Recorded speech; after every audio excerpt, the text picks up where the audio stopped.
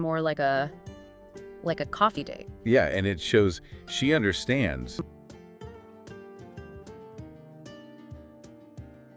Okay, picture this.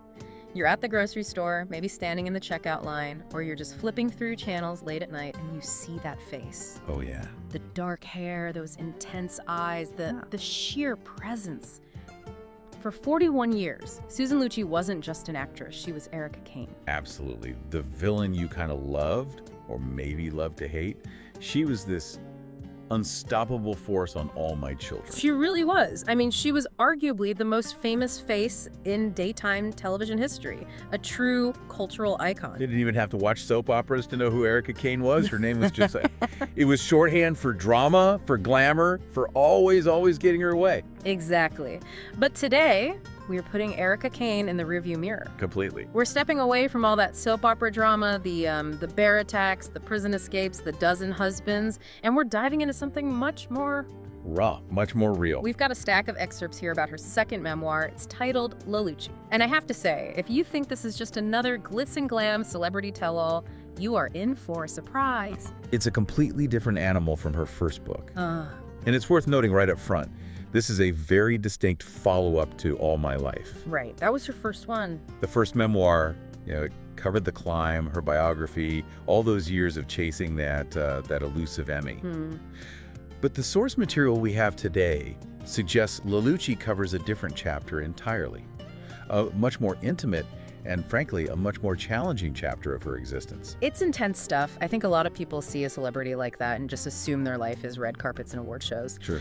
But the mission of our deep dive today is to really understand how a public figure, known for playing this incredibly resilient, almost invincible character, navigates profound personal grief and huge career changes. And legitimate health scares in the real world. Yeah. It's a study in resilience.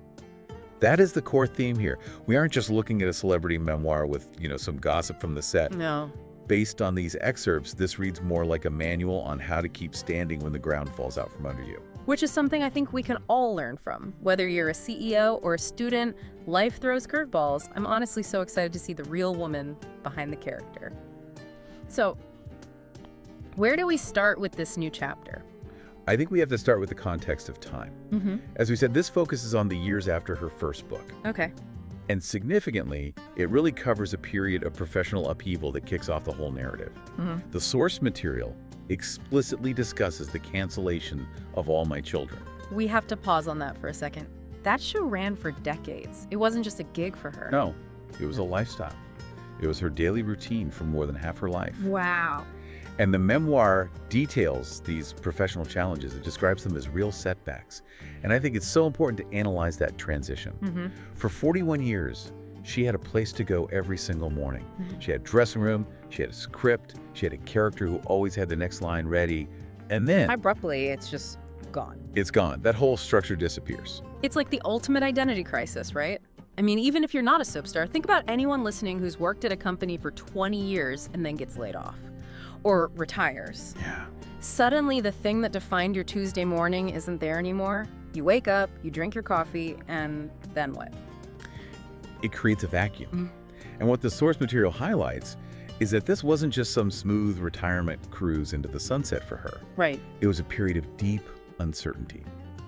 And it really sets the stage for these resilience themes that they permeate the rest of the book.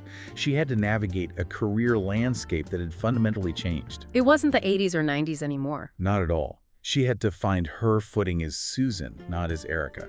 That is such a key distinction. When the role goes away, you're left with yourself. But, as difficult as that career shift was, the source material indicates the true emotional core of this book is. It lies in a much more personal loss. Oh, absolutely. The career stuff is the setting, but the heart of the book is somewhere else entirely. And this is where it gets heavy. Yes.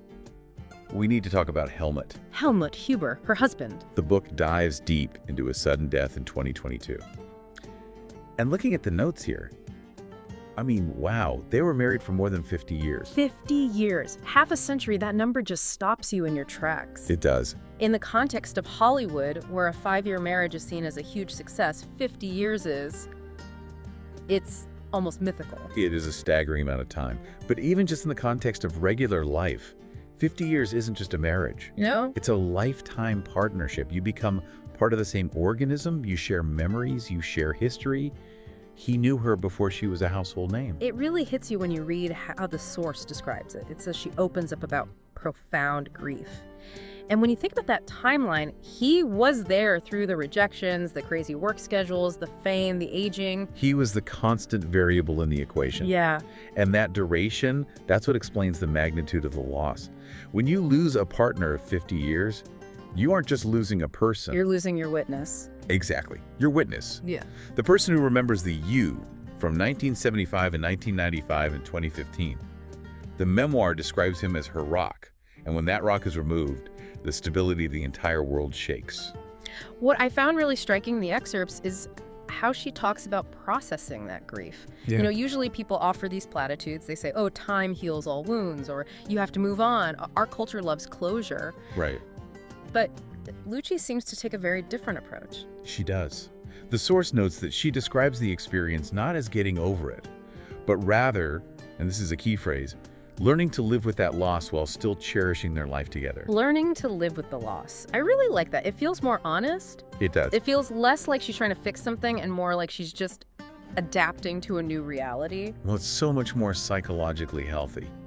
It acknowledges that the grief doesn't shrink. How Yeah. could it? If you loved someone for 50 years, the grief should be massive. Why would you want it to disappear? Instead, you grow around it.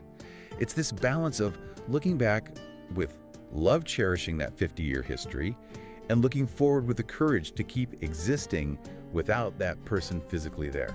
It's holding space for the pain instead of trying to banish it. Precisely.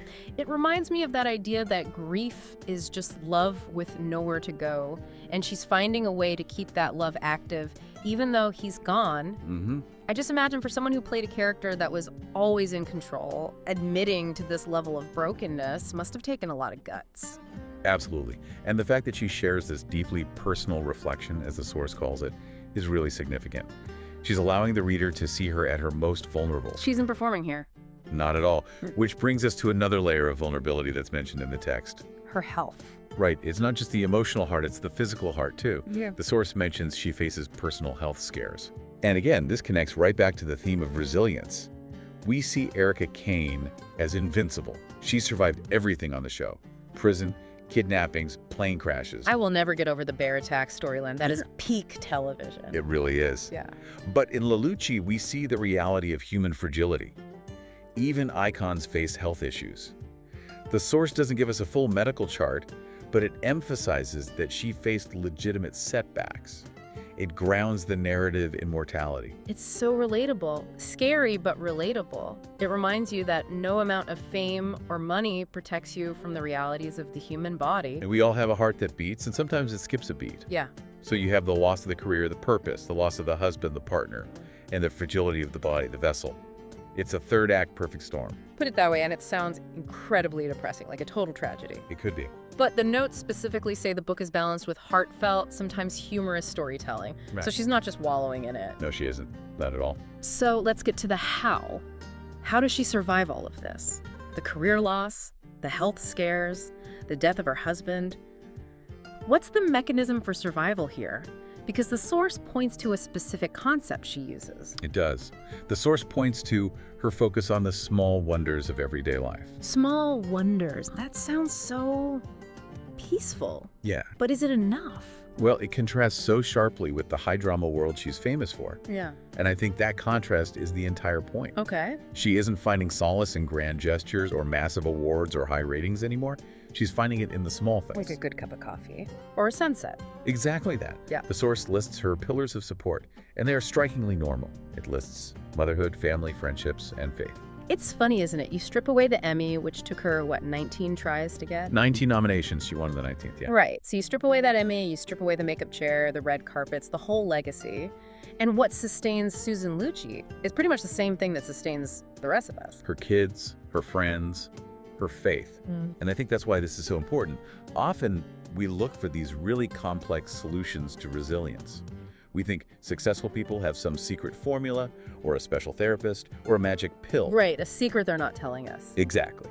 But Lucci suggests that the secret is actually just leaning into those ordinary elements. It's finding joy in a conversation with a friend or relying on faith during a health scare. These ordinary elements are often the true sources of resilience for extraordinary people. I love that. It makes the whole concept of resilience feel accessible. You don't need a PR team to be resilient. You just need to appreciate the small wonders. It's about recalibrating what matters. Precisely.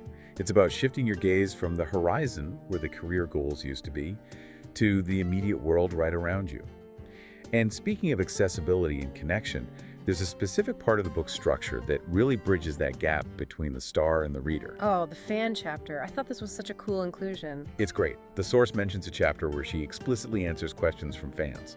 That's pretty unique for a celebrity memoir. Usually a memoir is just a monologue. Here is my life. Listen to me talk for 300 pages. But this breaks the fourth wall. It really does. It signals a shift from, I am telling you my story, to, I am in conversation with you. The source notes that this gives insight into her thoughts and experiences beyond the usual celebrity narrative. It shows she's listening. It feels less like a lecture and more like a coffee date. Yeah, and it shows she understands that her audience has grown up with her. If she's in her 70s, many of her fans are too. They have their own struggles. They have their own lost husbands. Their own canceled careers. Yeah. By answering their questions, she's validating their connection to her. It reinforces the whole tone of the book, which the source describes as warm and sincere. Warm and sincere. That's a great description. It sounds like she wrote this not just to vent or, to document her career for history's sake, but to actually help people. The source material is explicit about that. It says the book is aimed at offering comfort and inspiration to readers navigating their own hard moments. That's a service-oriented goal. It is. She's using her platform and her pain to offer a kind of roadmap for others. She's basically saying, look, I played a tough character on TV who always bounced back, but here is how a real woman survives real pain. Which brings us right back to that word, resilience. It really is the thread that ties the career setbacks, the health scares, and the grief all together. It's integration. It's not about fighting the change. It's about accepting the new reality. I am a widow. I'm no longer on TV every day. I have a heart condition, and finding a way to flourish within those new boundaries. So if we zoom out and look at Lucci as a whole, what are we seeing? We're seeing a woman in the third act of her life facing the kind of challenges that define that era. Loss of role, loss of partner, loss of physical invincibility. And instead of retreating, which she could have just retired to a private island and disappeared. Okay. She's engaging. She's finding joy. She is writing about it to help other people. It's a pretty incredible pivot, from the queen of drama to a guide for grief and resilience. It really is. And in many ways, it's a more heroic role than Erica Kane ever played. So let's recap this journey for everyone listening, because there are some serious takeaways here. We've gone from the cancellation of a career-defining show, All My Children, which stripped away her professional routine and forced an identity crisis, to the profound personal tragedy of losing Helmut, her partner of over 50 years. A loss that took away her witness and forced her to learn how to live with grief rather than trying to outrun it. and navigating her own health scares along the way, proving that even icons are fragile. All while finding a way to celebrate those small wonders and lean on family, faith, and friends. It's a lot. And honestly, Lucci sounds like a story of resilience that rivals any plotline Erica Kane ever lived through. But with much higher stakes. Wow, yeah. Because the stakes are real life. There are no retakes. There are no scriptwriters to come in and fix the ending. Exactly. And look, for you listening right now, you might not be a soap opera legend.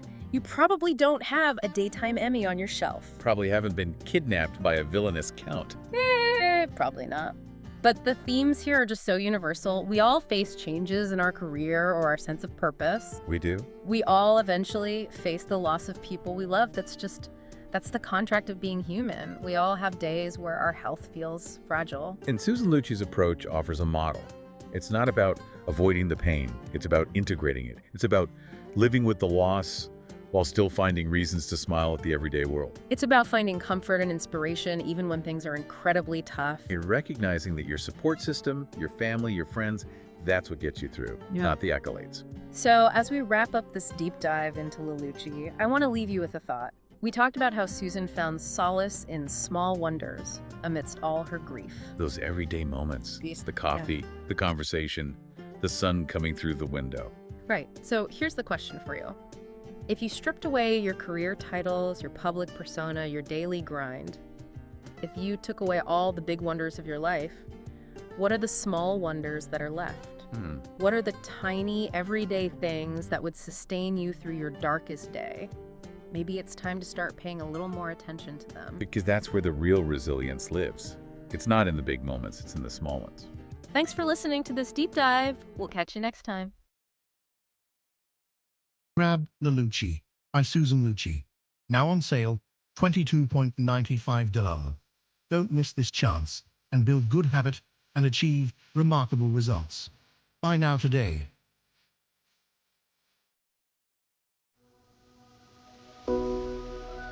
Like and subscribe for more Bookhaven podcasts.